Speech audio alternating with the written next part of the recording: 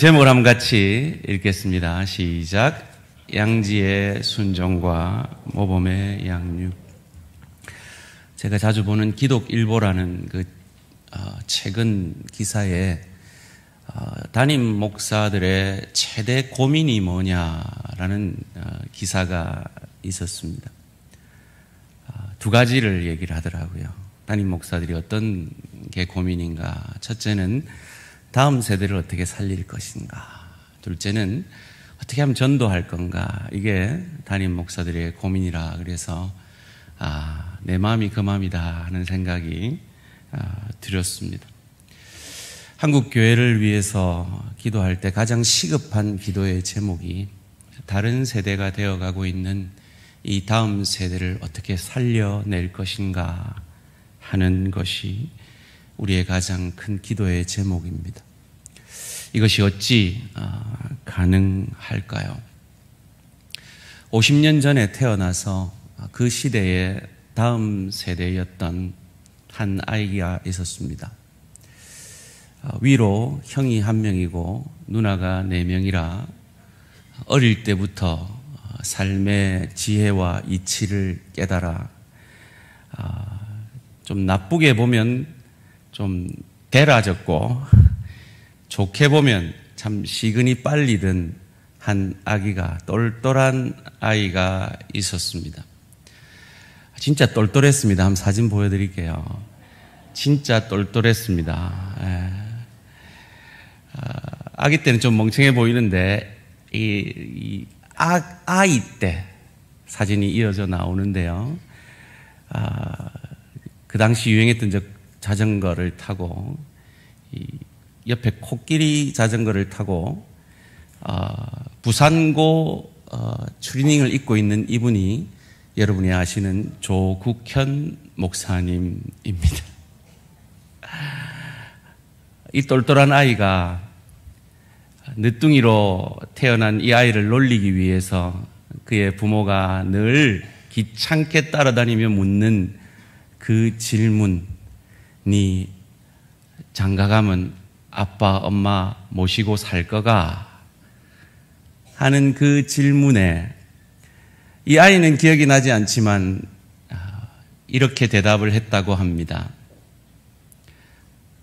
내 장가가면 혼수해 줄 거예요. 라고요. 너무 기가 찬 부모가 혼수가 뭔데? 라고 물었답니다. 그랬더니 냉장고, 세탁기 이런 거요. 그러더랍니다. 그래, 그거 해줄게. 그러면 엄마 아빠 모시고 살 거가? 했더니 한참을 고민하던 그 아이가 이렇게 대답을 했답니다. 엄마 아빠 하는 거 보고요. 여기서 엄마 아빠 하는 거 보고요는 내한테 하는 거 보고요가 아니라 당시 같이 살던 할머니한테 하는 거 보고요라고 말했다고 합니다. 이 아이는 좀 활발한 아이라 그것을 표현했지만 표현하고 표현하지 않고의 차이이지 우리의 다음 세대는 우리를 바라보며 이렇게 생각하고 있다라는 것입니다. 사랑하는 성도님들, 여러분 부모에게 효하고 계십니까? 그러면 그 아이에게 그 효하는 모습을 통해 가르치고 계신 겁니다. 앞으로 엄마, 아빠한테도 효하라고 말이죠. 혹 여러분 부모에게 불효하고 계십니까? 여러분이 원튼 원하지 않든 그 불효의 모습을 통하여 여러분의 자녀들에게 가르치고 계신 겁니다.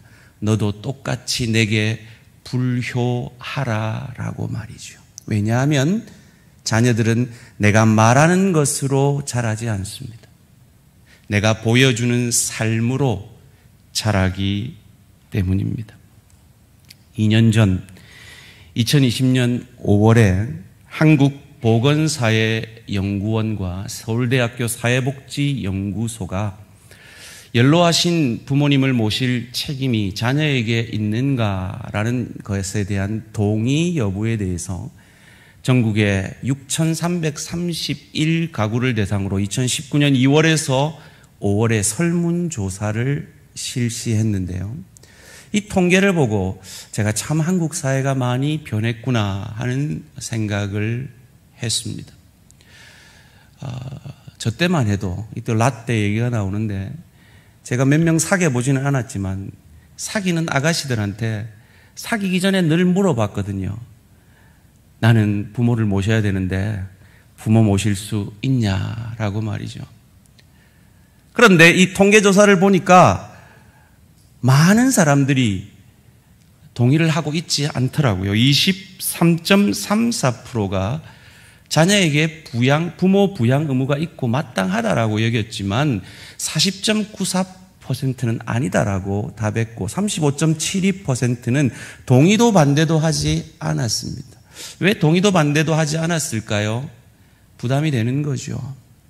그런 의미에서 23.34% 외에는 여기에 반대하고 있다라고도 말할 수 있을 겁니다. 참 재미있는 퍼센테이지가 23.34%입니다. 이 땅의 기독교인 퍼센테이지가 저 정도 되지 않을까 생각합니다. 혼자서 착각하며 소원해 봤습니다. 저 23.34%가 이 땅의 기독교인들이기를 소원합니다. 저 23.34% 안에 들어가는 우리 모든 대한가족들 되시기를 주님의 이름으로 축원합니다. 근데 요즘은 할아버지 할머니들이 너무 잘 살아요. 아들 세대들, 딸 세대들보다 너무 부자야. 그래서 저런 대답이 있는 것 같기도 합니다.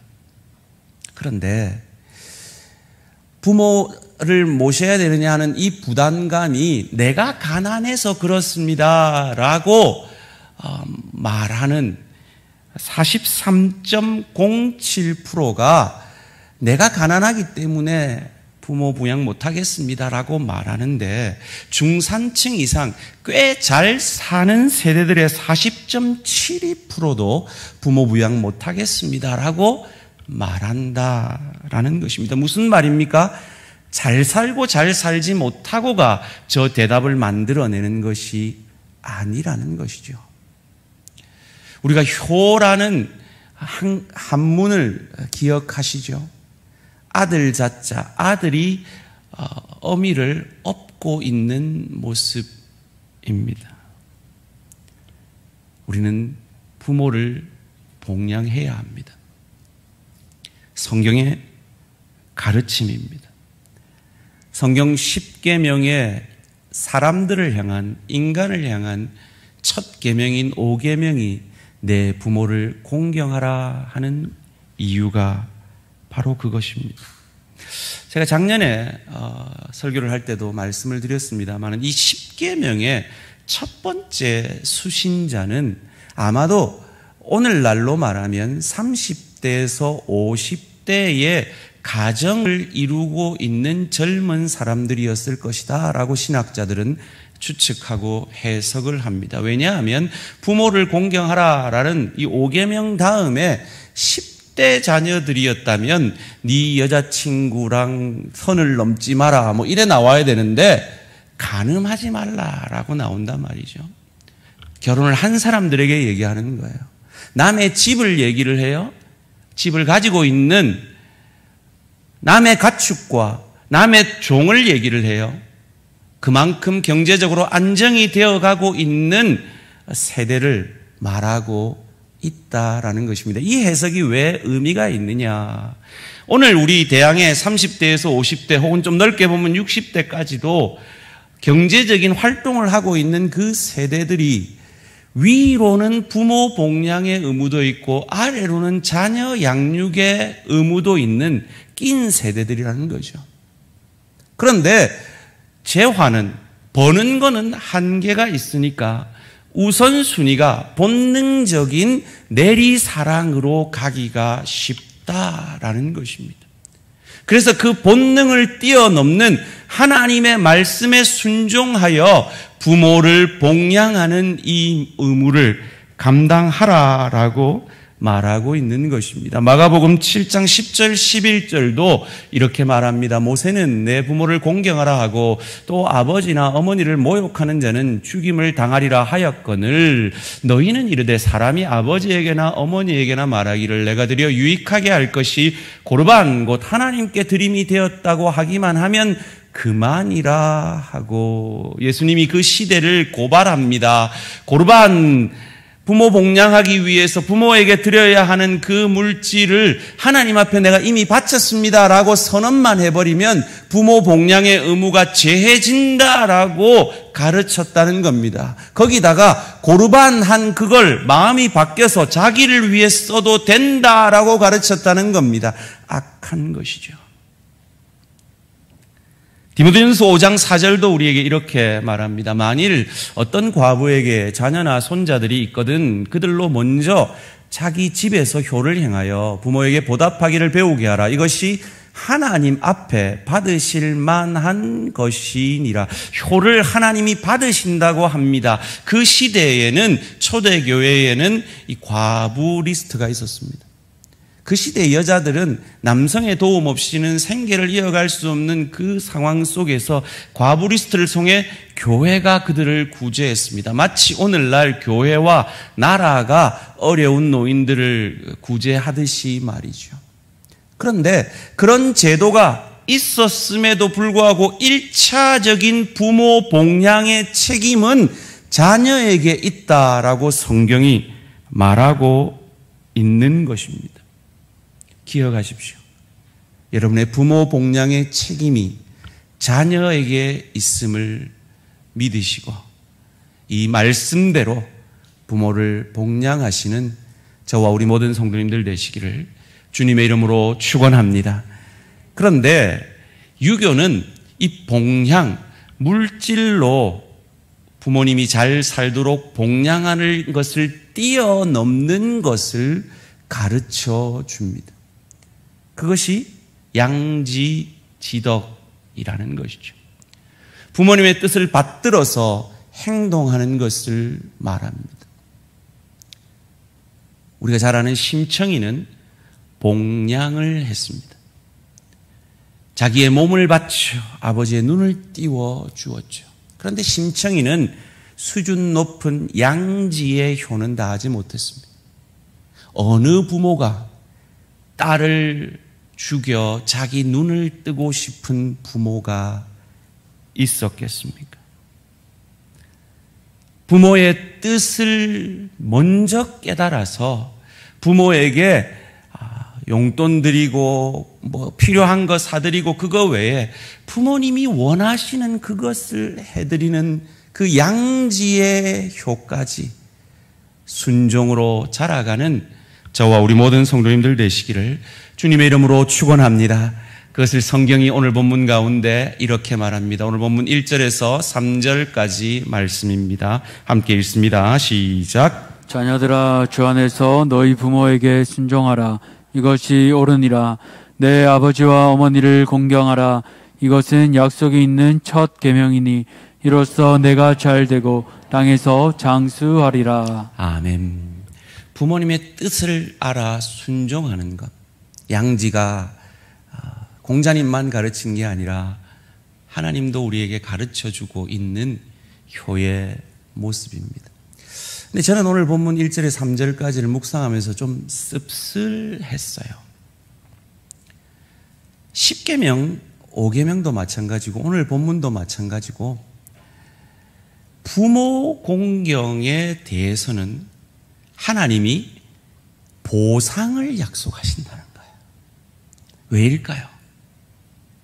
그 보상 없이는 본능대로 내리 사랑이 먼저인 것이 우리의 모습인 것을 알고 계신 거죠. 그렇다면 효도하는 사람은 장수하던가요, 여러분? 이 말씀이 그대로 되던가요? 저는 주변에 일찍 돌아가시는 분들도 효도하는 사람 많으시던데요.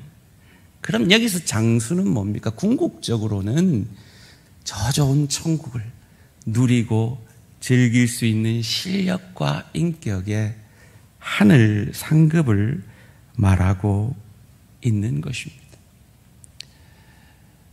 그렇다면 어디까지 순종해야 할까요? 우리 부모의 말을 어디까지 순종해야 할까요? 성경은 그 명령을 주신 그 하나님을 거역하지 않게 하는 한, 그 하나님의 명령에 반하지 않는 한 부모의 말은 순종해야 한다라고 성경은 가르쳐 주고 있습니다. 그것을 위해 우리 예수님이 친히 모범을 보여주셨죠. 누가복음 2장 48절 49절 말씀입니다.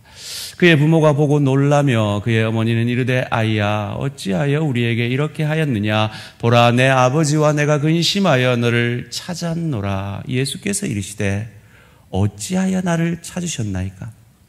내가 내 아버지 집에 있어야 될 줄을 알지 못하셨나이까 하시니. 명절에 율법을 따라 성전에 왔다가 그 애 없는지도 모르고 고향으로 가다가 애 없는 걸 알고 다시 돌아왔더니 그 종교 지도자들과 얘기하고 있는 그 예수의 모습을 보고 화를 내는 장면이죠. 그때 예수께서 뭐라고 하십니까? 내 아버지 집에 내가 있어야 할 줄을 모르셨나이까? 무슨 말입니까? 예수님은 이미 자기가 하나님이라는 인식이 있으셨다는 거예요. 자기 자신이 메시아라는 인식이 그때 이미 있으셨다는 거예요. 그럼에도 불구하고 예수님은 어떤 삶을 이어서 사셨습니까? 이어지는 51절 말씀입니다. 예수께서 함께 내려가사 나사렛에 이르러 순종하여 받드시더라. 그 어머니는 이 모든 말을 마음에 두니라. 그래요. 요즘 젊은 분들 부모님보다 많이 배웠습니다. 똑똑합니다. 예수님은 많이 배운 정도가 아니라 똑똑한 정도가 아니라 하나님이셨습니다. 그리고 그 하나님에 대한 인식이, 자기가 하나님이라는 메시아라는 인식이 이미 있으셨습니다. 그럼에도 그 무식한 목수 아버지 어머니에게 순종하며 받들어 모셨다라는 것입니다.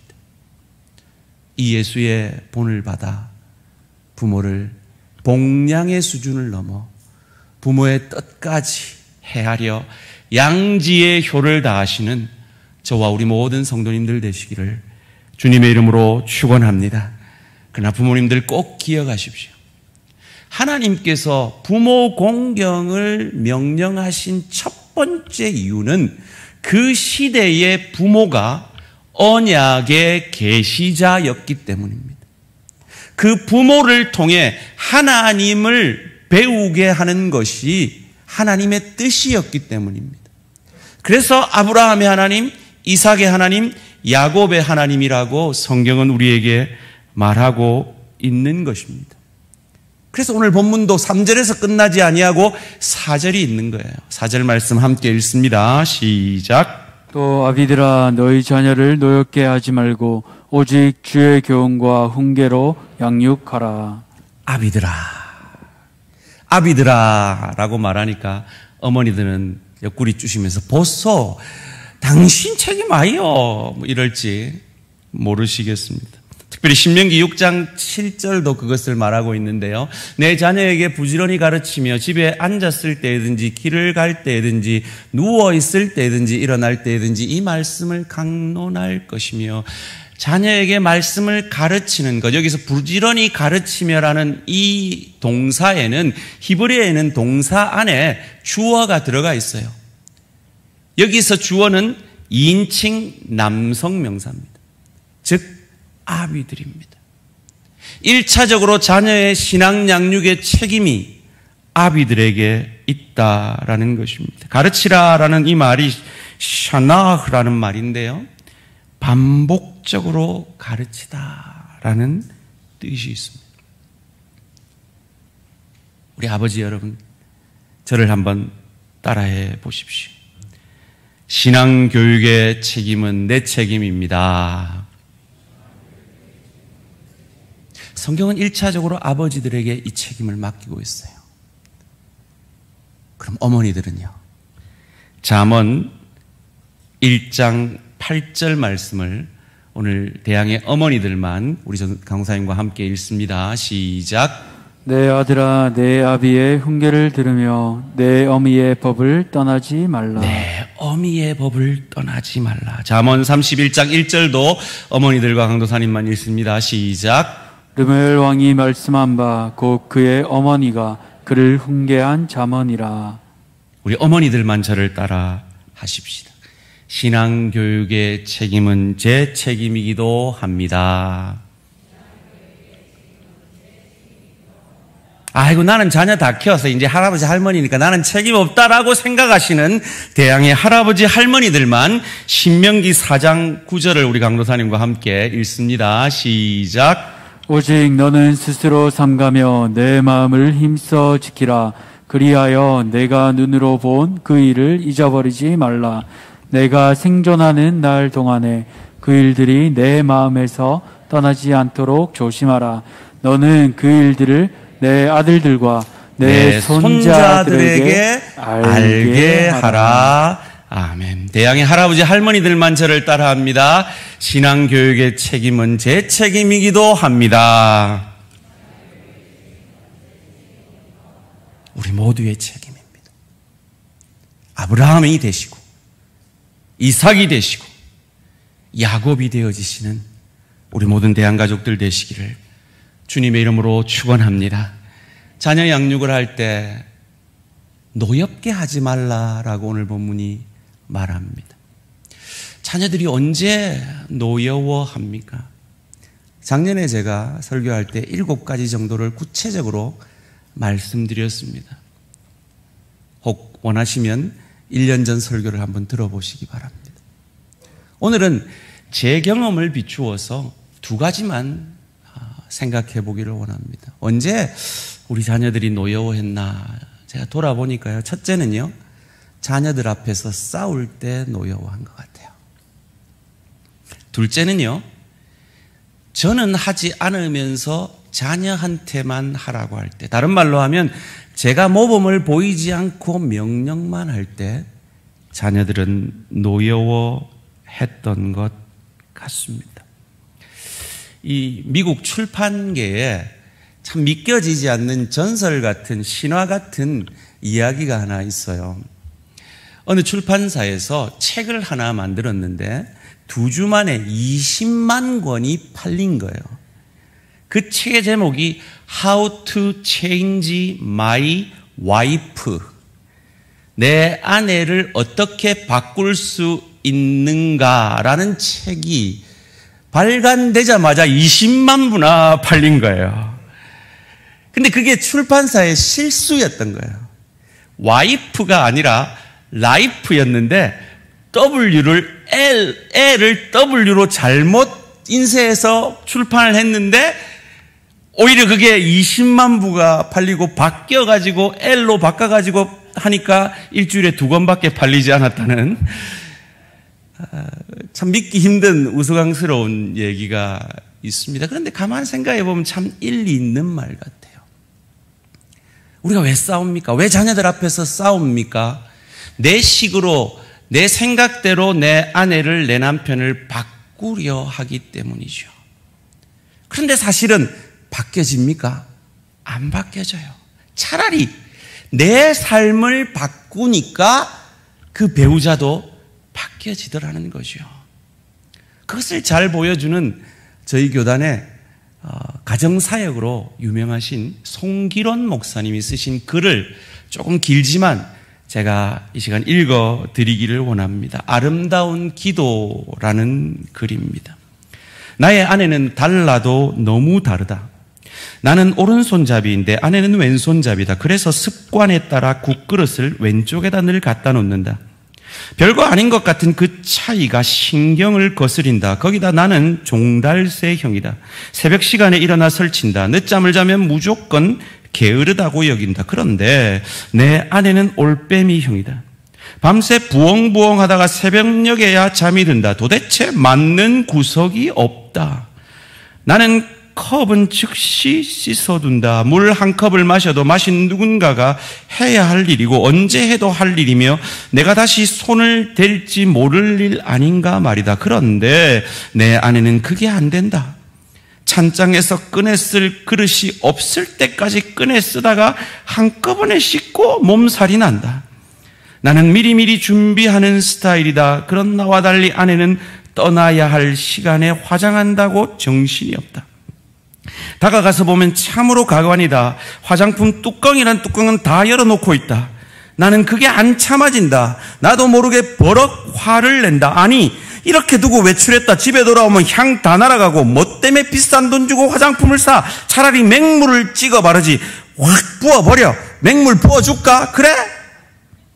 거기다 나는 약속 시간에 늦은 적이 거의 없다. 나중에는 견디다 못해 성경책까지 들이밀었다. 여보, 예수님이 부활만 하시면 됐지 뭐 때문에 그 바쁜 와중에 세마포와 수건을 개겨놓고 나오셨겠어. 당신같이 정리정돈 못하는 사람에게 정리정돈이 얼마나 중요한지 말하고 싶으셨던 거야. 그게 부활의 첫 메시지야.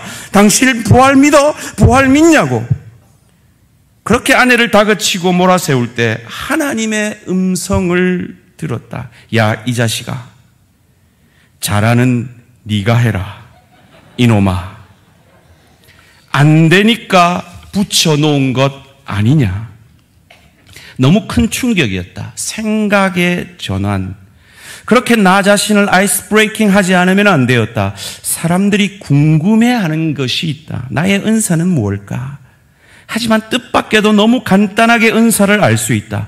내 속에서 생겨나는 불평과 불만. 바로 그것이 자신의 은사인 것이다. 이를테면 내 아내는 물건이 제자리에 놓여 있지 않고 종이 나부랭이가 놔두는데도 그것이 눈에 들어오지 않는다.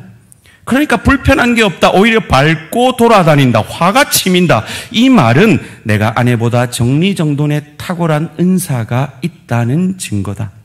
하나님은 이 은사를 주신 목적이 상대방의 마음을 박박 긁어놓고 마음에 상처를 입히는 무기로 사용하라는 데 있지 않다. 은사는 사랑하는 사람을 섬기라고 주신 선물이다. 바로 그때 내가 알게 된 사실이 있다. 내 아내한테는 뚜껑 여는 은사가 있고 나에게는 뚜껑 닫는 은사가 있다는 사실을. 그때부터 아내를 대하는 내 태도가 바뀌었다. 아내가 화장한다고 앉아있으면 내가 다가가 물었다. 여보, 이거 다 썼어? 그럼 뚜껑 닫아도 되지? 이거는? 그래, 그럼 이것도 닫는다? 이제는 내가 뚜껑을 다 닫아준다. 그런데 놀라운 일은 그렇게 야단을 칠 때는 전혀 꿈쩍도 않던 아내가 서서히 변해가는 것이다.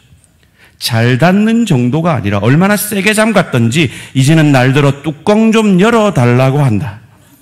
아내의 변화가 아닌 나의 변화. 그렇게 철들어진 내가 좋아하는 기도가 있다. 내가 젊었을 때는 하나님에게 세상을 변화시킬 만한 힘을 달라고 기도했다. 하지만 중년이 되었을 때 인생이 얼마나 덧없이 흘러가는지를 알게 되었다. 그래서 나와 함께 평안히 살도록 인도해 달라고 기도했다. 하지만 늙어 여생을 돌아보게 되었을 때 나는 나의 우둔함을 깨달아 알게 되었다. 내가 지금 드리는 기도는 나를 변화시켜 달라는 것이다. 만약 내가 처음부터 이런 기도를 드렸더라면 내 인생은 달라졌을 것이다. 제가 최근에 이 동일한 사건을 경험했습니다. 지난 1월에 미국을 갔다 왔더니 제 방에 어지럽게 널려있던 그 컴퓨터 선과 여러 가지 전화선 이런 것들이 깨끗이 검은 테이프로 감아져서 정돈이 되어 있는 겁니다. 저는 2년 반 넘는 시간 이 6층 제 사무실을 쓰면서 단 한 번도 그 어지러진 선이 제 눈에 걸리적거린 적이 없습니다. 저는 이 송기론 목사님의 사모님 유형입니다. 저는 널려 있어도 전혀 그것에 불편함을 느끼지 못하는 사람입니다. 2년 반을 그 방을 쓰면서도 불편함을 느끼지 못했던 그걸 주일날 우리 재정부장 되시는 김상환 집사님이 잠시 30초 동안 제 방에 일주일에 한 번 들려서 그 제 방의 그 어지러진 선을 보고는 견딜 수 없는 불안함과 짜증을 경험하셨다고 합니다. 은사죠. 그래서 그 은사를 활용해서 제가 없는 틈을 타서 깨끗이 그 선을 정리를 해 놓으신 겁니다. 사랑하는 성도님들, 교회가 왜 이래? 우리 구역은 왜 이래? 저 목사님은, 저 장로님은, 저 권사님은 왜 이래? 여러분 안에 뭔가 불만이 일어나십니까? 그것이 여러분의 은사고, 목사가 보지 못하는 그걸 보게 하신 것은 하나님이 여러분을 통해 그 부분의 교회가, 지체가 도움을 얻기를 원하시는 것임을 믿으시기를 주님의 이름으로 축원합니다. 가정이 그렇습니다. 가정에 불만이 얼마나 많습니까? 그런데 그 불만이 은사입니다. 그래서 붙여놓은 겁니다. 손해보는 것 같아도 확인하시게 될 겁니다. 그 희생을 통해, 그 헌신을 통해 내가 내 남편보다 내 아내보다 저 좋은 천국을 누리고 즐길 수 있는 실력과 은사에 빚어지고 그 하늘 상급을 더 많이 받게 되어질 것임을 말이죠. 소원합니다. 이 다름이 갈등이 아니라 미움이 아니라 틀림이 아니라 다를 뿐이며 서로를 세워가는, 서로를 채워주는 은사임을 믿으시고 성령 충만하심으로 자녀들 앞에서 부부싸움 덜 하심으로 자녀를 노엽게 하지 않는 저와 우리 모든 성도님들 되시기를 주님의 이름으로 축원합니다. 또 무엇이 자녀를 노엽게 한다 그랬습니까? 자기는 하지 않으면서 내보고 하라는 그때 자녀들은 노여워합니다. 이스라엘 백성들, 오늘 우리 한국교회의 기도 제목처럼 다음 세대가 다른 세대가 되지 않게 해주십시오라는 그 기도 제목처럼 그것이 우리만의 고민이 아니라 사사시대 이스라엘 백성들의 고민이기도 했습니다. 사사기 2장 10절 말씀 함께 읽습니다. 시작. 그 세대의 사람도 다 그 조상들에게로 돌아갔고 그 후에 일어난 다른 세대는 여호와를 알지 못하며 여호와께서 이스라엘을 위하여 행하신 일도 알지 못하였더라. 아멘. 그 세대의 사람들이 다 돌아가고 다음 세대가 다른 세대가 되어가고 있습니다. 이유가 무엇입니까? 하나님이 이스라엘 백성들에게 가나안 땅에 들어갔을 때 딱 하나만 명령했습니다. 하나님만 섬겨라. 그리고 그 하나님만 섬기기 위해 방해가 되는 이방 민족들을 진멸하고 가나안 땅을 정복하라 그랬습니다. 그래서 갈렙 같은 사람은 철병기가 있는 그 산지를 정복하였죠. 그 유명한 찬양, 이 산지를 내게 주소서. 그 찬양이 하나님이 명하신 그 명령에 순종하려는 몸부림이었습니다. 그리고 하나님은 승리를 주셨습니다. 그리고 그 승리를 다음 세대들이 보고 자랐습니다. 바로 우리의 전 세대 어르신들이 그런 몸부림으로 한국교회를 세웠고 그 몸부림을 보고 자란 저 같은 다음 세대가 주의 종으로 하나님 나라를 위해 이렇게 헌신하고 있듯이 말이죠. 그런데 왜 우리의 다음 세대는 다른 세대가 되어갈 것을 우리는 걱정하고 있습니까? 혹 우리가 하나님만 섬기는 것이 아니라 하나님도 섬기고 있는 것이 그 이유는 아닐까요? 부모의 모습을 보니 신앙은 있는데, 신앙생활을 하는데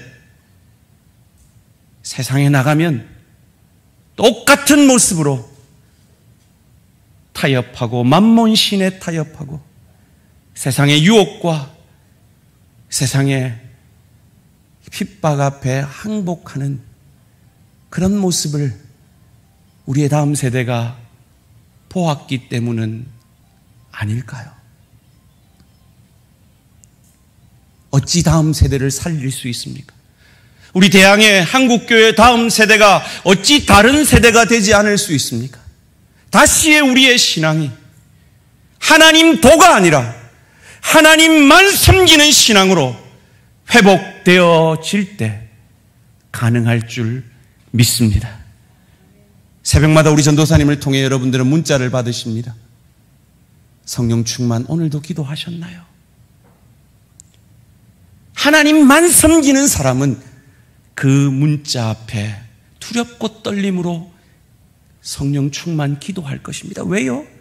성령 충만하지 않고는 이 세상에서 이 영적 전쟁을 승리할 방법이 우리에게 없기 때문입니다. 그러나 하나님도 섬기고 세상도 섬기는 사람이라면 무시하겠죠. 왜요? 그냥 편하게 세상 생활을 할 수 있으니까 말이죠. 그런 삶에는 다음 세대는 없습니다. 다른 세대만 있을 뿐이죠. 그런 모습을 하며 아무리 신앙생활해라, 교회 좀 나와라, 예배 좀 같이 가자 소리쳐봐야 자녀를 노엽게 할 뿐이라는 것입니다. 어찌해야겠습니까? 보여내어야 합니다. 우리 장로님 기도하신 대로 성령 충만한 나의 모습을 통해 사랑과 희락과 화평과 오래 참음과 자비와 양성과 충성과 온유와 절제의 열매가 맺혀내는 것을 보여내어야 합니다. 세상과 타협하지 아니하고 죽기까지 영적 전쟁을 싸워 승리하는 모습을 우리의 다음 세대들이 보게 될 때 그들은 다른 세대가 아니라 다음 우리보다 더한 신앙의 세대가 되어질 수 있는 것입니다. 소원합니다. 자녀를 노엽게 하지 아니하고 성령 충만함으로